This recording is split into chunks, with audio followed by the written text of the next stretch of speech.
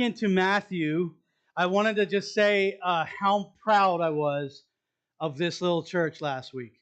I really felt like that the Welches were blessed being here. They really had a connection with you guys. I'm not going to say totals or anything, but what you guys gave for them for a little church was a nice chunk of change for them. A nice blessing that way. I'm so proud of you guys for doing that. I'm sure it meant something to them in their heart to see that. They probably weren't expecting. Honestly, if I was going to a little church like this, I wouldn't have expected the gift we were able to give them. Awesome job, you guys. I really appreciate that. I just think that's so cool. It shows that we're on the same page and unified as we're trying to just serve the Lord together and with all the things that we're trying to do. You guys are awesome at that. I wanted to just kind of give you a quick praise for that. But today, we need to get back into Matthew. I'm so excited. We're going to read Matthew, the first 4 verses of Matthew chapter 8, okay? We're not going too far yet. So let's do that first. Do I control that, Joe, on this part? Yeah, right. Okay. So Matthew 8. Let's read these first 4 verses as we start. And when he had come down from the mountain, great multitudes followed him. Remember, he had gone up to the mountain where he did the Sermon on the Mount, and now he's done. We finally got done. Took us a couple months to get through that. Now we're coming back down, and he still has people following him. Okay, just says multitudes. Decent chunk of people, though, right? This is interesting, and these are like the first disciples. They maybe aren't necessarily the 4 he's called at this point already, but they're following Jesus. Last time I checked, that's what a disciple was. So at least at this point, some of them we know are going to leave him one of these days, but at least these are the people, okay? And a leper came to him and bowed down before him and said, "Lord, if you are willing, you can make me clean." And Jesus stretched out his hand and touched him, saying, "I am willing, be cleansed." And immediately his leprosy was cleansed. And Jesus said to him, "See that you tell no one, but go, show yourself to the priest, and present the offering that Moses commanded as a testimony to them." Okay. So if we can go to the next set of slides. Is that going to do that for me, Joe? For my slides now? This today, the title of this message is kind of strange. I'm calling it "Who is Unwelcome?" Okay? Now we're going to deal with that at the end a little bit more. I'm going to kind of bookend it a little bit. But my hope today, and I'm kind of getting you ready for this, okay? I'm not trying to throw you a fast one, is that by the end today, you are ready, this is dangerous, to ask the Lord to search your heart, okay? I want us to ask God to search our hearts today. I want him to ask him to open up maybe places that we go, "Oh, no, nobody goes in there." You know what I mean? That's what I want to be able to do at the end today. And it's going to have to do with this question, who is unwelcome? This guy that we just read about, this leper, was probably one of, if not the most unwelcome human being that was walking the planet at that time. No one probably understood being unwelcome as much as he did. Okay? When I think about it, I've had my moments of tough things in my life. You guys know most of my testimony. I've had the opportunity to go through some of life's most difficult pains from an emotional side, and also some pains from the physical side that God allows me to just continue to work through, and him and I work through it together, and it's awesome. I don't like it. Gretchen can tell you at times there's times at home that I'm not the same, but it's a constant thing, and I believe God will heal me of it, and I just move on. I move on. It's just not an issue that's going to take me away from doing what I'm supposed to be doing here. Now, I say all that to say, though, I don't know that in my life socially, I don't know that I've ever really felt horribly unwelcome. Maybe you guys have. Maybe you guys have had situations in your life where you are like, "I am unwelcome here." I don't know that I felt like that. So I have to share you kind of one funny story to kick this whole thing off. Probably the most unwelcome I've ever felt. I used to play in rock bands, okay? So back in the late 80s, early 90s, kind of just when worship music from like Integrity Music and stuff like that was starting to get more contemporary. All I had was I was going to a church, they did 2 hymns, and that was it. And so if I wanted to play like my guitar or rock out a little bit or something to do that for the Lord, it was not a church thing. So what you did is you joined a band. That's what you did. One of these days we're going to watch the Jesus Revolution, and in the 70s, that's when all the rock bands started kicking off and doing Jesus rock music too. And that's what I was doing. And so here's a picture. Oh yeah. That's your pastor there back when he was thinking, at least thinking he was cool. I was kind of cool back then. But here's a quick story. So, we used to be loud, okay? Loud, rocky guitars. And we used to say, like, we would blow people's hair back. That was the big saying back then. The amps would just be like, and we would do this Christian rock music. Well, one night, it's a Sunday night, I'll never forget this. We just got done sound checking. We have about a half an hour before our show, which Joe can tell you, man, if you have a half hour between the time you sound check and the actual show, you got a night. That's going great. Normally, sound checks don't go that well. But we had plenty of time. We go back, kind of get changed. A couple funny notes that some people don't, a little insider info. You go back after setting up, you're kind of sweaty, kind of stinky. You don't get to take a shower. You're just changing. So band guys, we used to do what we call take a green bath or a green shower. Anybody know what that is? A green shower is when you take like Brut cologne and you just because you don't want to stink. So we would take a green shower and then we would put our clothes on, basically our stage clothes. And the idea there was you wanted to wear something. This is back then. This is before like really getting weird clothing and stuff, but you would sort of dress, the way you would dress is you wanted it to look like you didn't put a lot of thought into what you were wearing. But you had to put thought into what you were wearing to not look like you put a lot of thought. You know what I mean? So it's kind of goofy. But we're ready. Now it's about 15 minutes before showtime. And I'm backstage and I'm peeking to see who's there. We were doing a youth group at a church on a Sunday night. And when I looked out there, the first 3 rows were filling in, pardon me, with elderly people.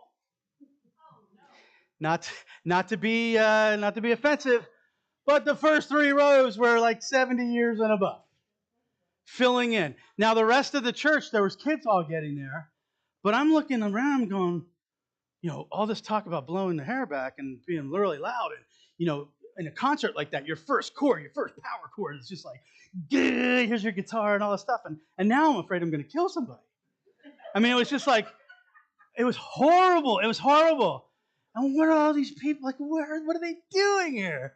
As the weirdest thing, it totally sucked, like, the vibe out. It totally made me feel like, oh my goodness. And it was the most unwelcome I've ever felt. Now, I put that on myself, because what had happened was the pastor that morning simply said, hey, we're having a concert tonight for the kids. Support them in prayer and that kind of thing. There's a rock band coming in, blah, blah, blah. They're going to be loud. It should be fun. Oh, and if you want to come, you come on down to it. That's what he did in the morning. And so all these older folk didn't have nothing else to do on a Sunday night. They were like, hey, yeah, we'll support the kids. We'll support this band. And they all showed up. And they were awesome. And they were wonderful. But I felt so unwelcome. And that was on me. I felt that, right? Well, that can't possibly have been close in any way, shape, or form to what this leper must have felt like back then. Not even close. I love this story. This is one of my favorite stories in the Bible. Keep in mind, as we dive into it a little bit, keep in mind that Matthew has purposes for writing this stuff, right? Matthew has written this book to us, to them. This is years after Jesus would have died, resurrected, gone on to be with the Father. And what is he doing? Preparing a place for us, right? Matthew would be writing sometime after this. So when we're reading Matthew, it's okay to do a couple things. And we've talked about this before. Matthew's being inspired by the Holy Spirit to write this.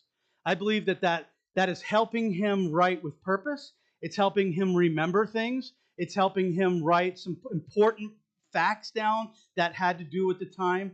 And so this book is brilliantly written by a man, but who's being inspired by the Holy Spirit, but he's got purpose behind his writing. We've been talking about that. Matthew's an outcast writing to outcasts. We've been saying that.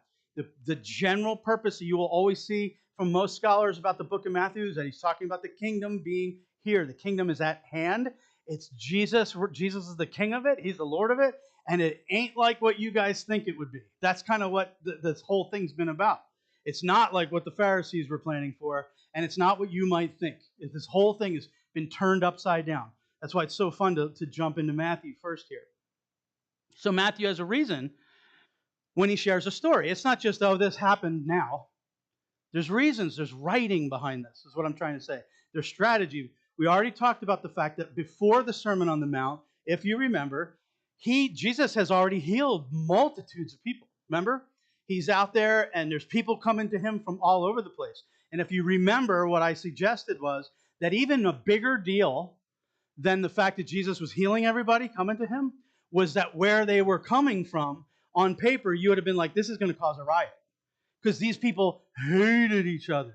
Where they were coming from and where they were bumping shoulders and rubbing elbows and all that, they were people that hated each other. But they put all of that aside. Why? To see Jesus. So even cooler, I think, than the miracle, and maybe a lot of times I get people to tell me, you seem down on miracles. I'm not down on them. I just know that everybody that got a miracle back then still eventually got sick and died. So to me, it's cool for that moment. But I want the things that are going to last forever and ever and ever and ever. So miracles, way cool. Bigger things like love and people and unity and getting together and accomplishing big things for God. That where we are just going, oh yeah, I think I used to hurt there. I don't even think I do because I need to go build this place for this person. You see what I'm saying? Those things are even cooler to me. Whatever. So now we have a healing that's happening right after the Sermon on the Mount. And I believe it's purposeful. I believe there's a reason. This is the first thing that we read when Jesus comes off the hill. Now I'm going to leave some of that to you, what you think some of these purposes are. I don't want to just spell them all out, okay? But in order to sort of do a deep dive, we need to take a look at leprosy. Because to really understand what just happened here, I want you to get a grip on the surrounding and the feeling and maybe what this leper was feeling like and just a general idea of the times. This is the part that I told you that I might go into sixth gear and just be like, and I'm going to try not to do that.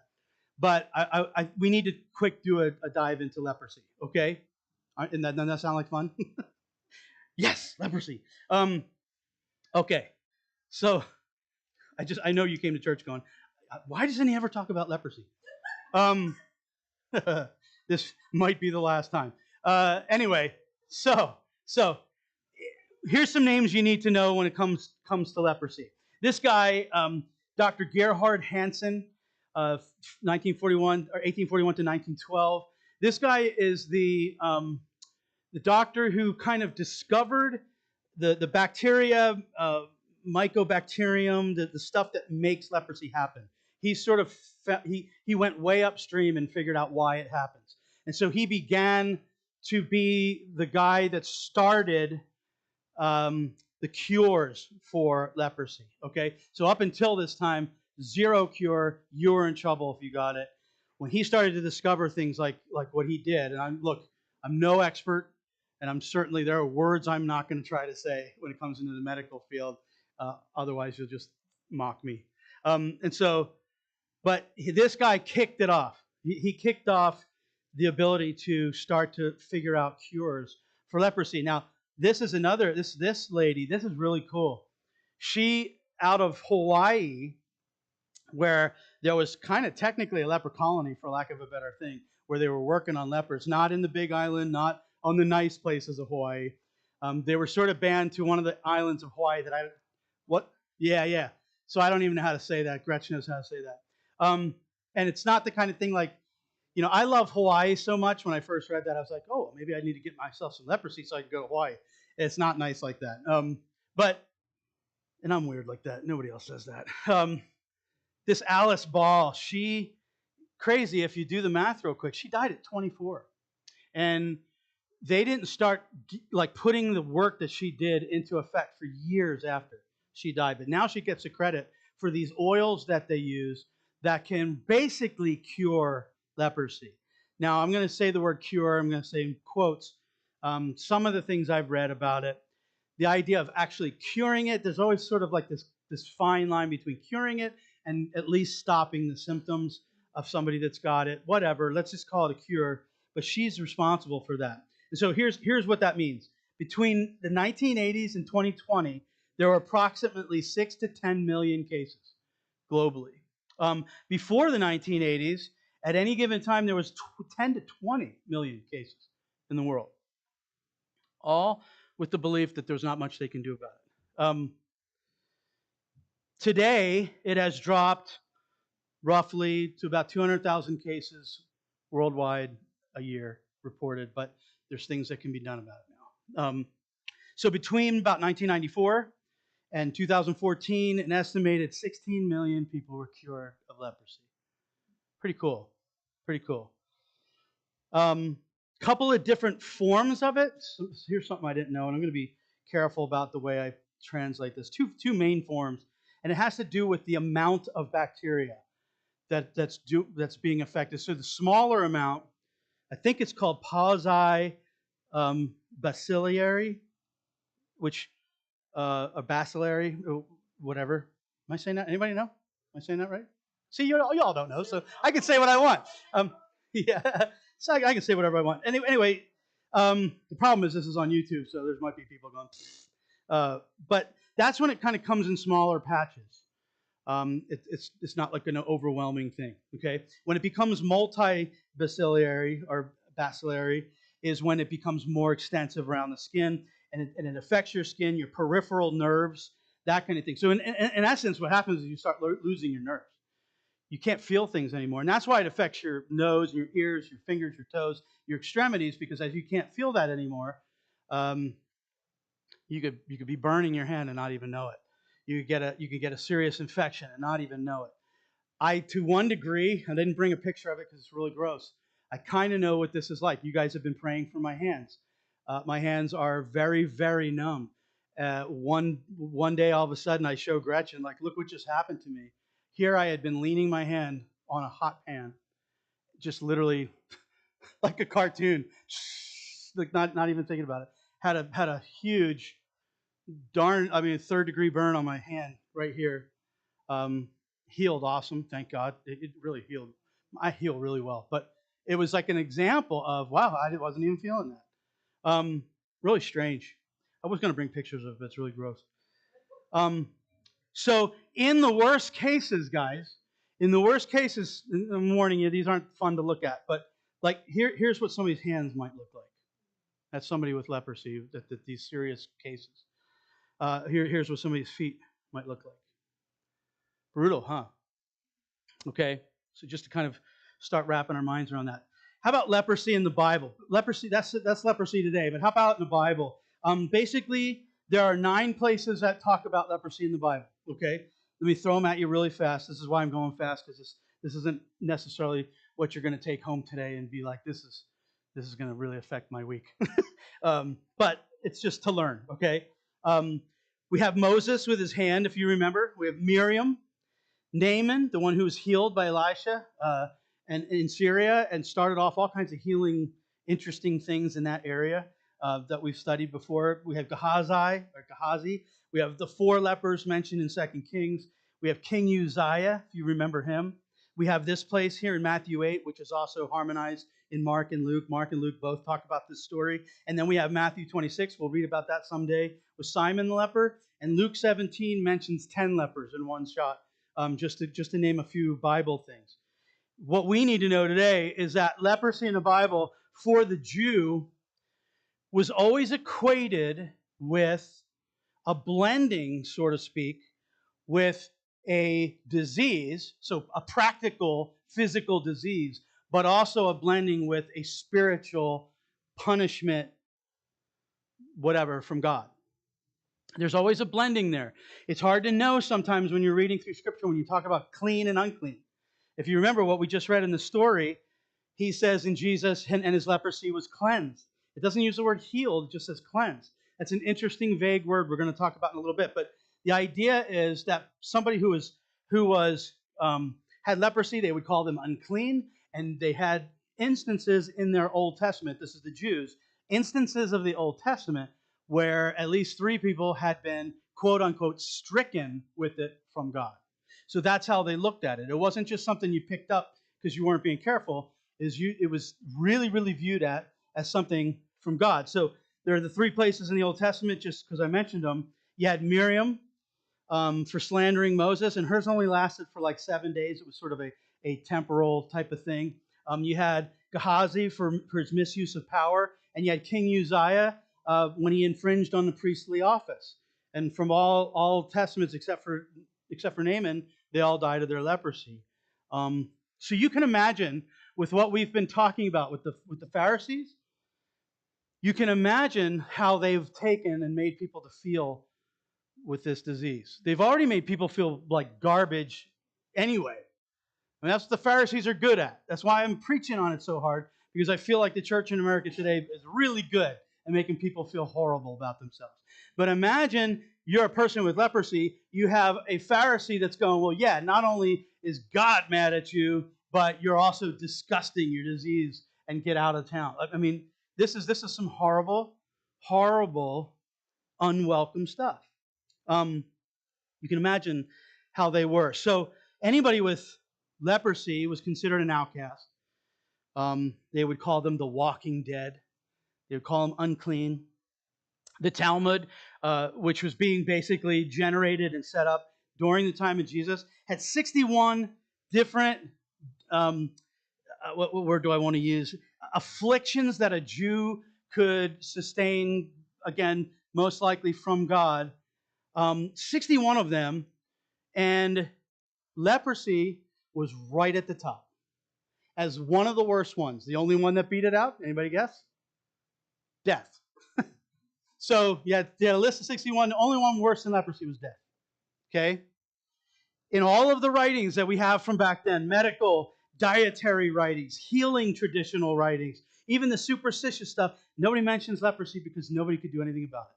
You got it, you were done. You got it, you didn't go to a doctor, you went to a priest. That's the idea. Okay? In the earlier stages of leprosy, you would still be able to go to the synagogue. They would still let you come to the synagogue, but you had to go early. You had to mask up. You had to be all masked. I know, not to give anybody some PTSD. You had to be masked up and social distanced, okay? So you'd get there early. You'd put yourself in a place so everybody could go, oh, stay away from that person. Then you let everybody leave first, and you would leave. I mean, it was like a big thing to be able to go to synagogue if you were. That's the earlier stages. In the later stages, it's said in writings that you could smell a person with leprosy from 100 paces away. That the smell of death. They would get rocks thrown at them or other things thrown at them. If you saw one coming, they were always worried that they were going to come and beg. So they'd pick up rocks, like, don't even get near me, don't even get near me. Can you imagine? Have you ever had somebody like picking up rocks, like, you better not get near me? Just horrible stuff. They had to shout out, unclean, anytime they were anywhere public. Unclean, I'm unclean. Like, stay away from me, I'm unclean. So, today, we get to stay kind of quiet about our uncleanness, don't we? You guys have some sin in your life or whatever. We get to usually hide that stuff. These guys had to be like, yep, this is me. I'm a horribly unwelcome. And so they ended up in colonies. You guys have heard of leper colonies. That once you get into these later stages, you weren't even allowed inside the gates anymore. You were basically banished, and they would just form these colonies, at least for people to be able to talk to people. I mean, it must have been horrible. And so a leper from the Bible days, just to finish this up, leprosy in the Bible, a leper felt both an outcast from society because they had a disease that was incurable. At the time, they thought seriously contagious, as well as spiritually an outcast because you were told this has to be some type of punishment from God. There's something wrong with you. And so it was, for the most part, a punishment that you must be receiving. And so you're unwelcome people. You're unwelcome to people. You're unwelcome to God. Unwelcome to everyone. I just want you to get a hold of that as we now look a little deeper into this story. Okay? Unwelcome to everybody. This man, according to the Bible, was in full stages. So I believe he was far along in his leprosy. The reason we know that is because Luke's version of this story, he says he was full of leprosy. Okay? You wouldn't use that term except to say this guy was bad off. In my opinion, he might have looked like something like this guy. I want you to take that picture in. This guy comes to Jesus. Now, when he comes to Jesus, he's possibly breaking social protocol. You know that?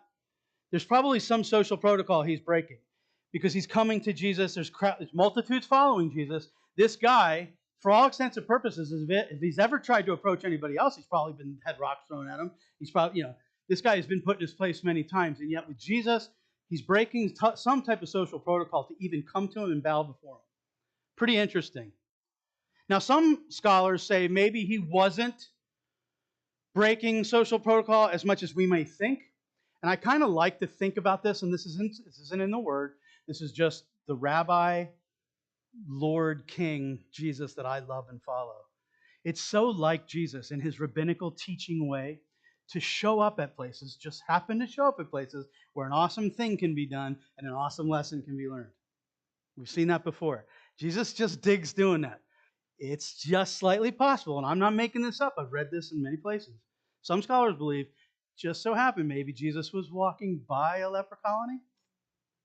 It'd be just like our king to do that, wouldn't it? Okay? Let's see who comes out who really wants to get healed. We can't say for sure that he was doing that. But regardless, this guy is breaking social protocol. And he comes out to Jesus and he says, if you're willing, you can make me clean. There's not even a question, right? I love that. I love that faith there. If you're willing, if you want to, you can make me clean. There's all kinds of writing on that. I encourage you to study that. There's all kinds of all of this story has so much symbolic nature to it. It's incredible. He says, if you're willing. Jesus says, I'm willing. Mark, in his account of this, says that Jesus was moved with compassion.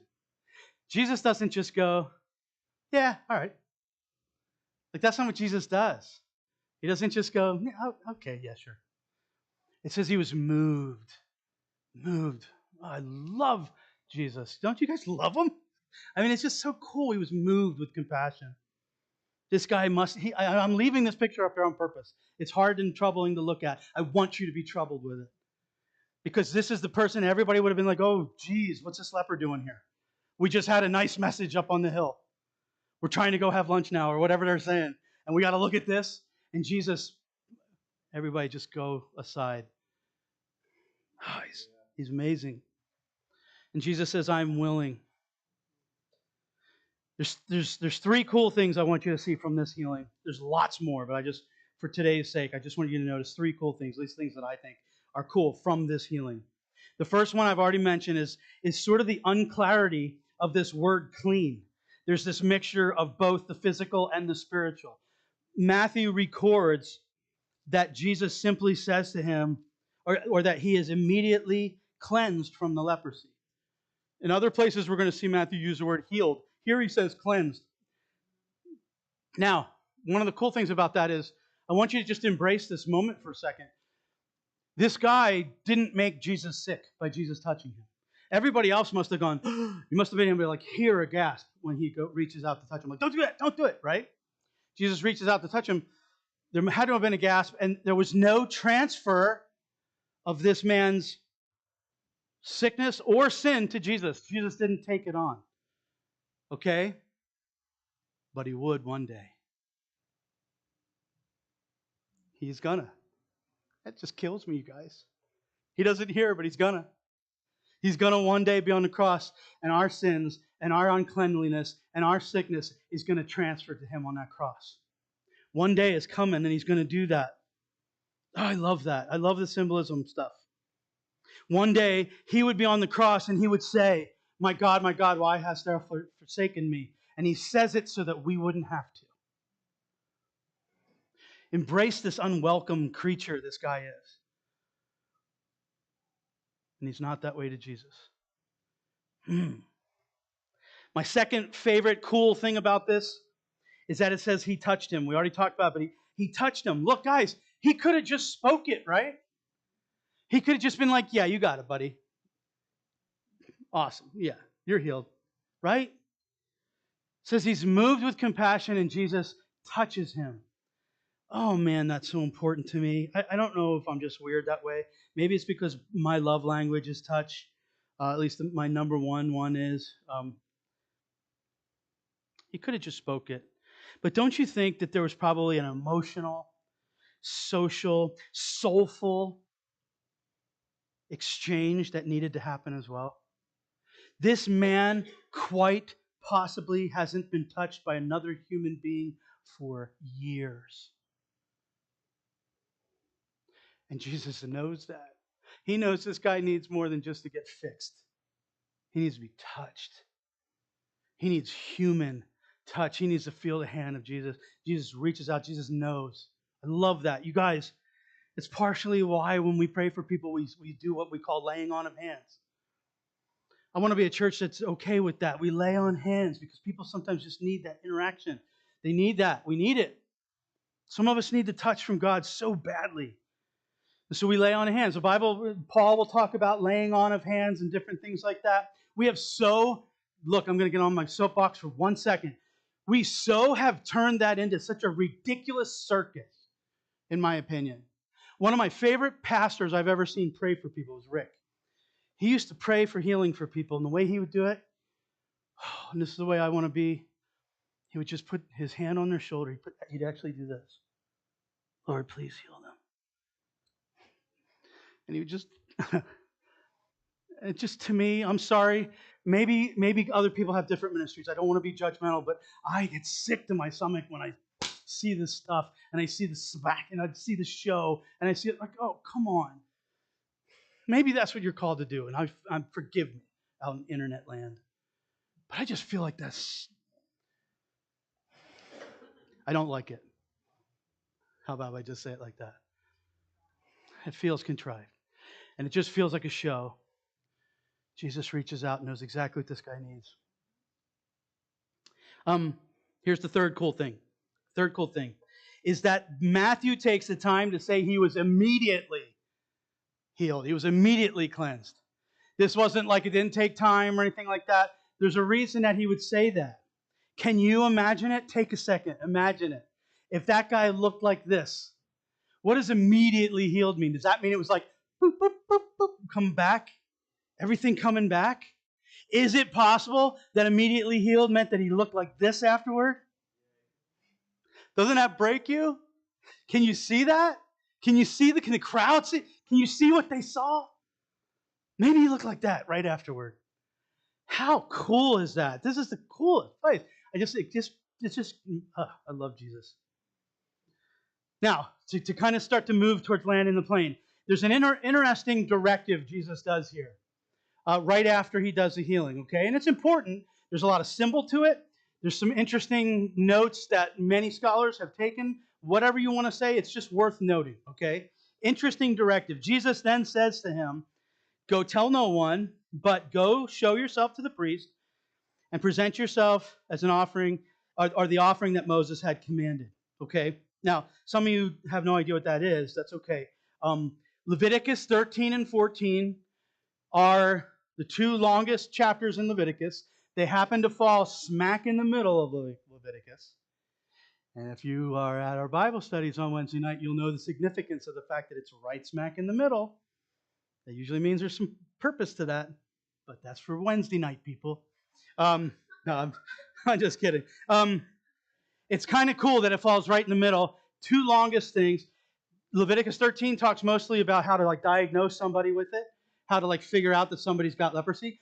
Interestingly, Leviticus 14 talks about, right off the get, talks about how to do the ceremonial stuff, whatever you want to call it, to somebody who's been cleansed from leprosy.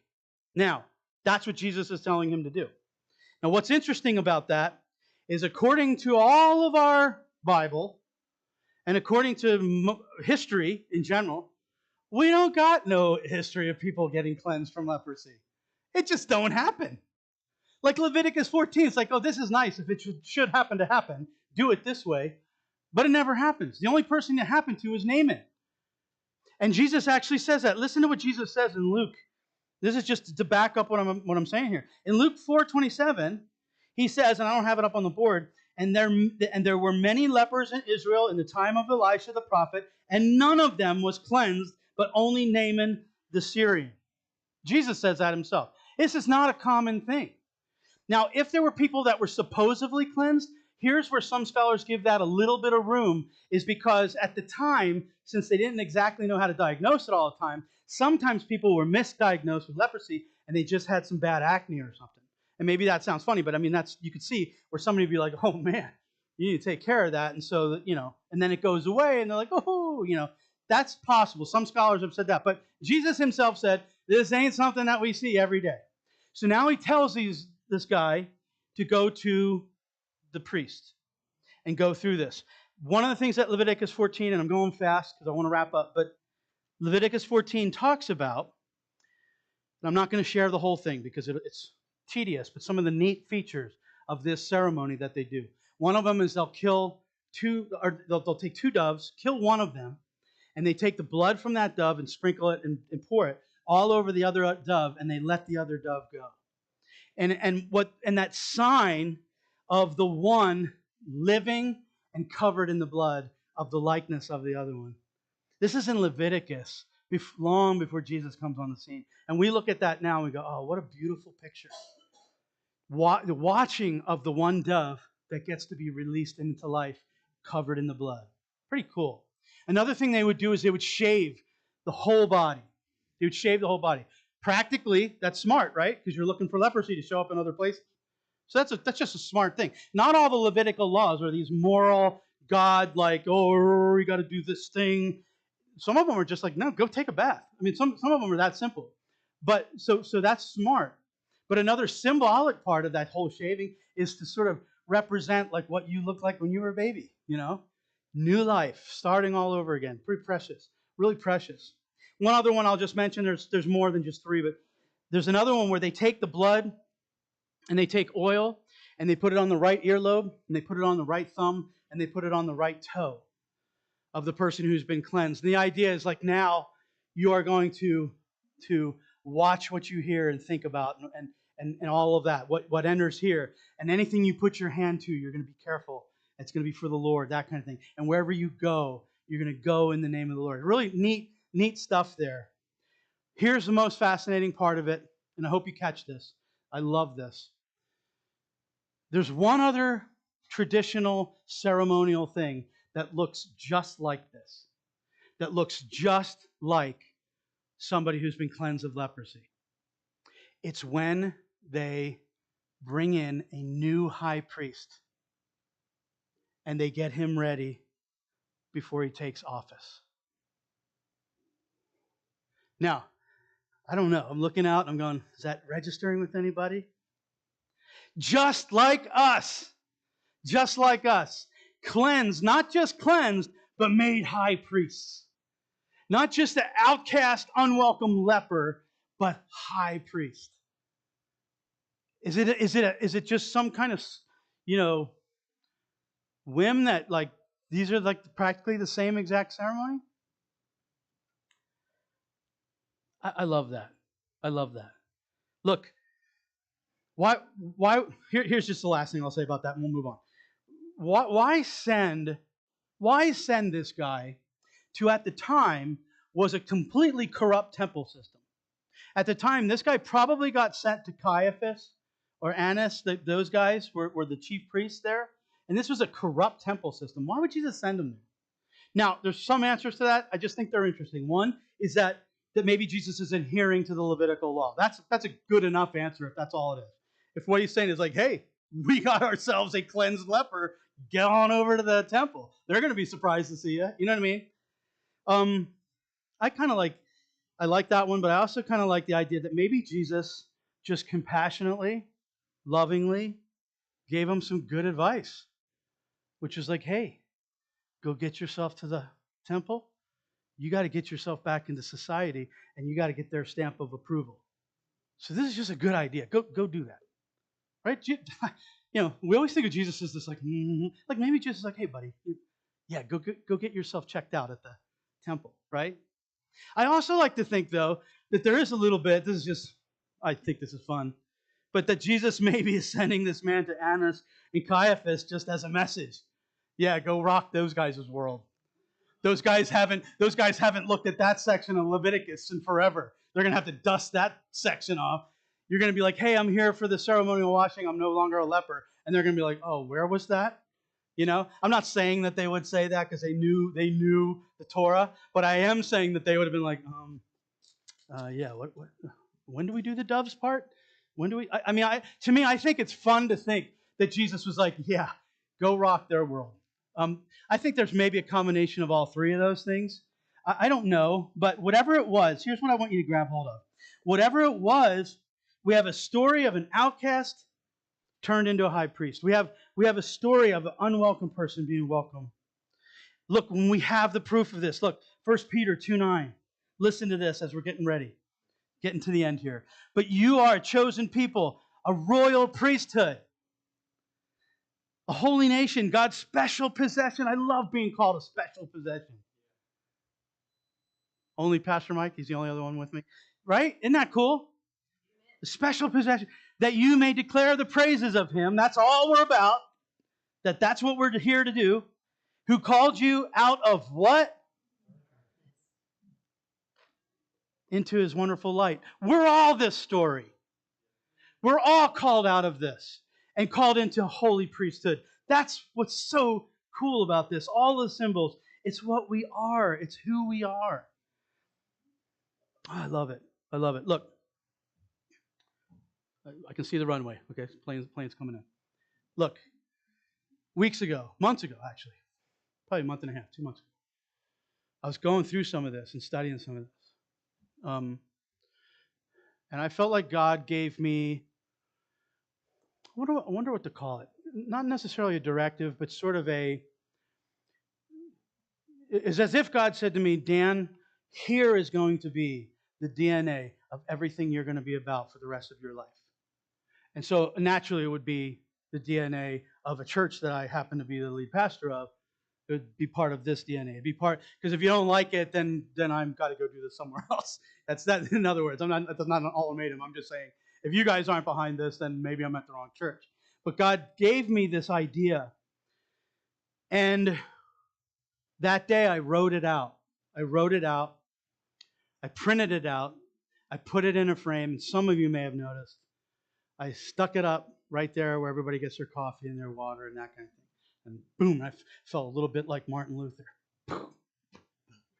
There it is. There's our statement.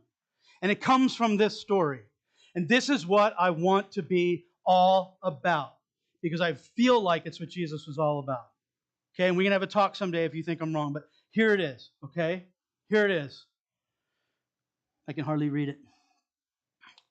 When we see the leper, when what we see is a leper, he sees the soul. While we see the corruption or the sin, you could throw there, he sees the value. When we see the worst, he sees his original dream. We'll never be able to see that in other people. While we see someone to be discarded or condemned, he sees someone he fearfully and wonderfully made. Worth rescuing, worth healing, worth redeeming, all people that he made. All people that he made. That's what I want to be all about.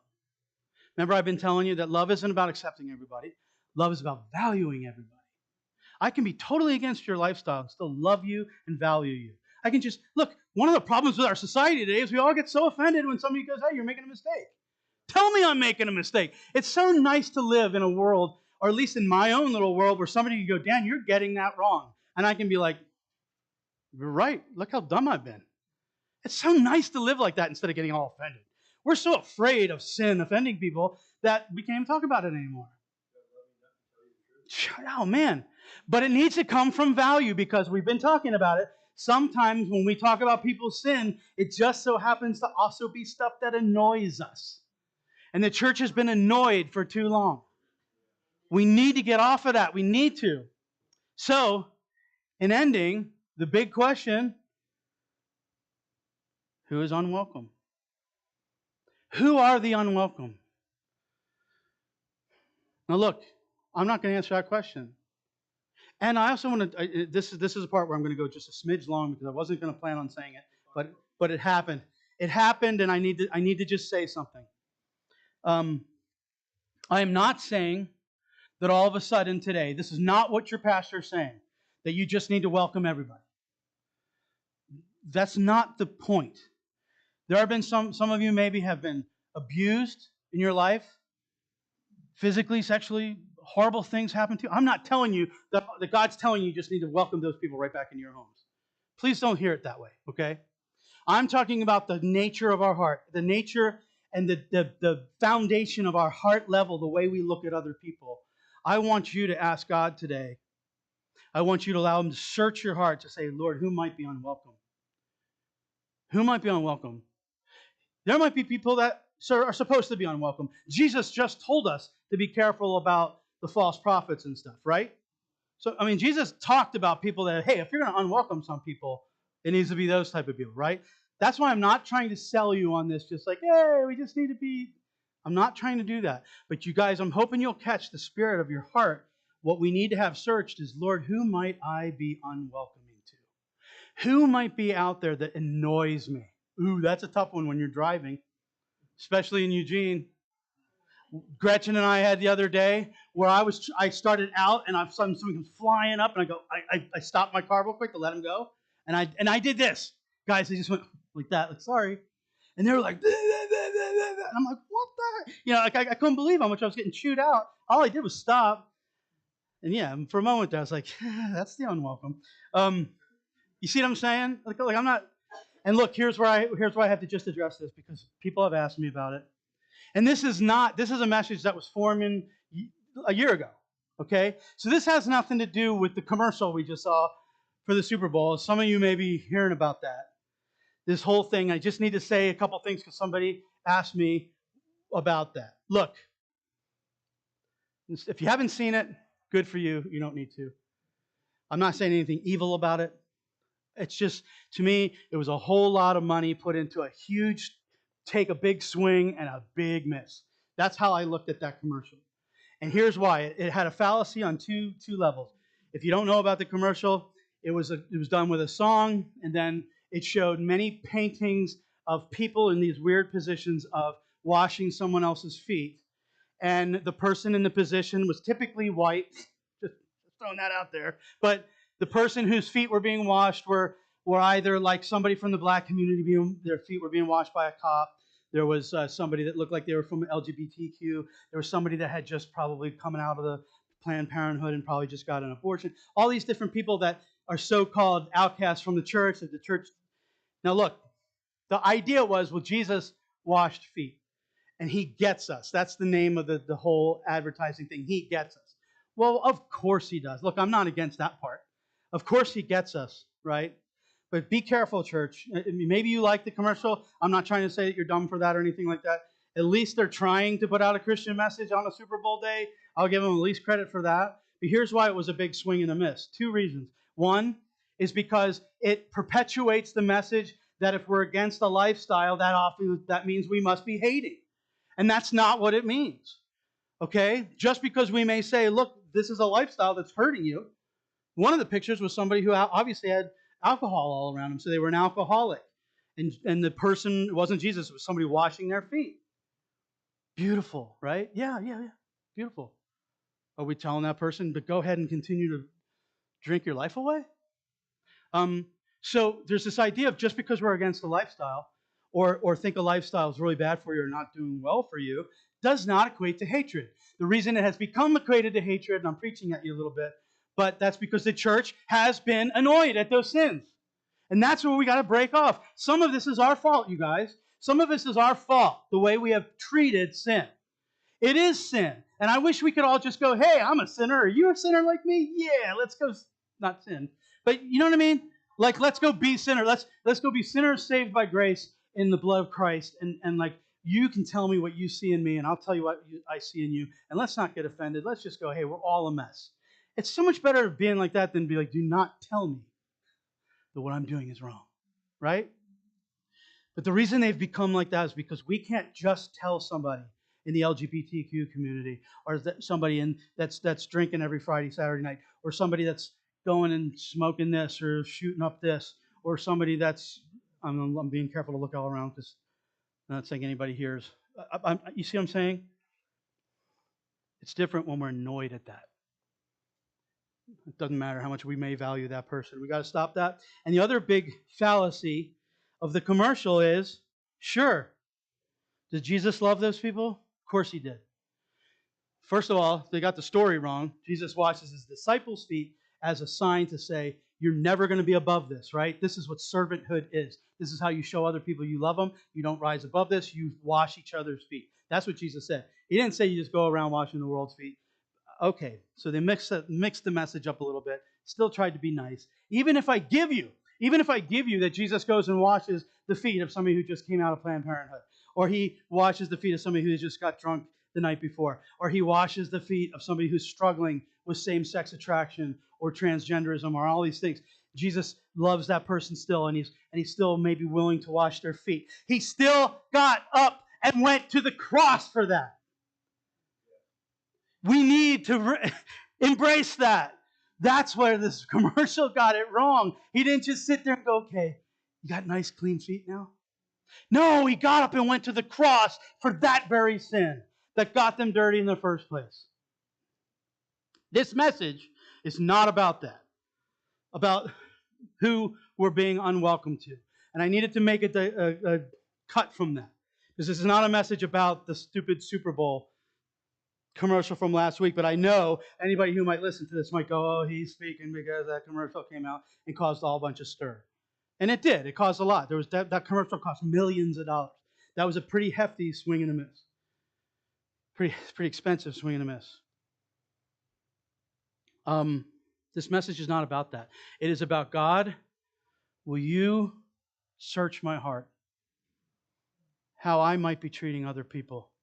Because I follow a Jesus that would like to separate himself from the crowd, reach out to a leper who's been unwelcome for years and years and years, and I don't want to get in his way.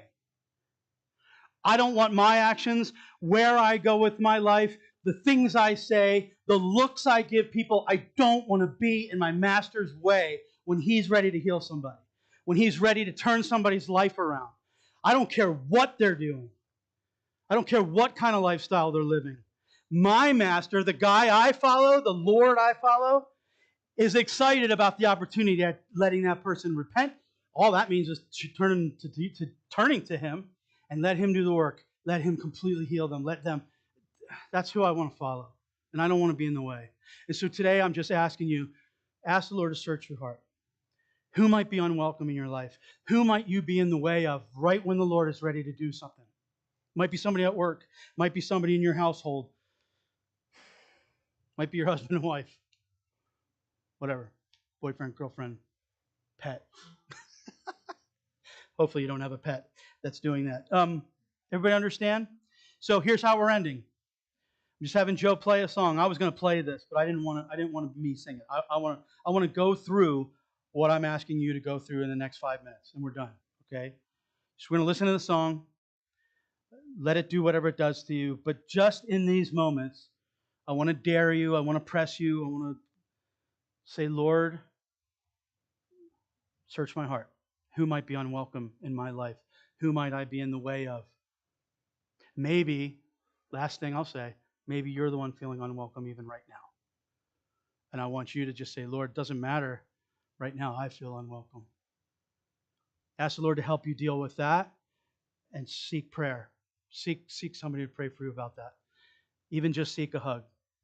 I'd love to think that maybe